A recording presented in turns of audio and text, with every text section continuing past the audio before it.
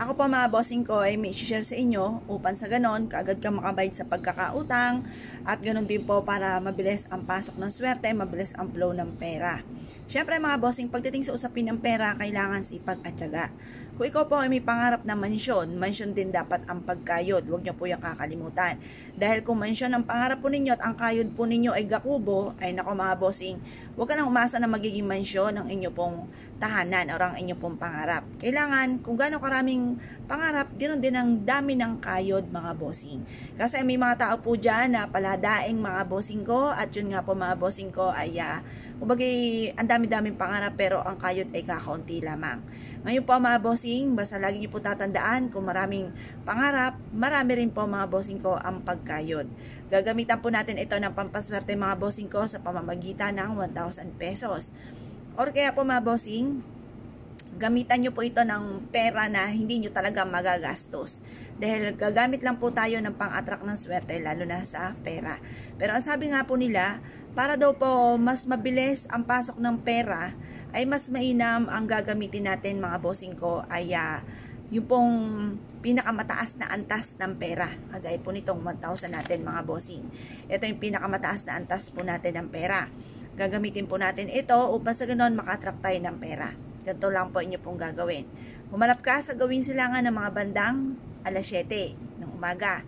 Humawa ka ng 1,000 pesos at mag-wish ka sa pamamagitan ng aking sipag at tiyaga, diskarte at hindi pangangalimot sa mahal na Panginoon ay magiging matagumpay ako at sa pamamagitan ng sangkap ng pampaswerte na kagaya nito.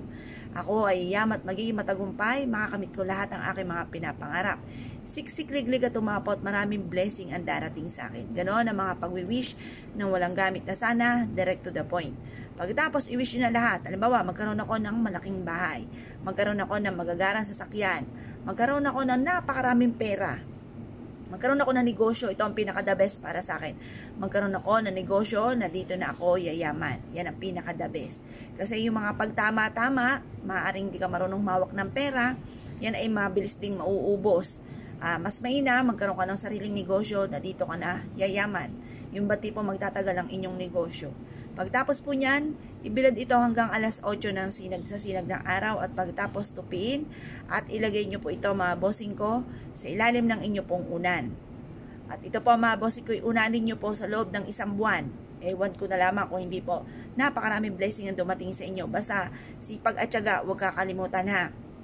Ito po ay maraming patutunan na sila po ay sinuwerte sa pamamagitan ng mga iba't ibang mga pampaswerte na ginagawa dahil ang pampaswerte ay isa sa mga sangka para tayo ay maging positibo sa buhay. Gagawa ka ng ganito dahil ikaw ay umaasa at alam mo na ikaw po ay suswertein. Gagawa ka nito dahil naniniwala ka na ikaw po ay yayaman o kaya kung ano man yung winish ninyo kagad itong matutupad. Ngayon pa mga bossing, basta kapag kayo gumawa ng ganito, kailangan i-mindset nyo na simula na ito ng tagumpay po ninyo. Ugaliin ang pagsasabi o pagsasalita ng mga magagandang salitain. Kalimutan ang mga pagdaing-daing mga bossing. Ngayon po mga bossing, kung kayo po naniniwala at nais po itong gawin, huwag na kayo magpatumpik-tumpik pa. Makakatulong po ito upang sa ganoon mabilis nyong ma-achieve ang inyo po mga pinapangarap. Kaya kung kayo naniniwala at nais po itong gawin, ay siya mga bossing. Good luck po sa inyo po lahat.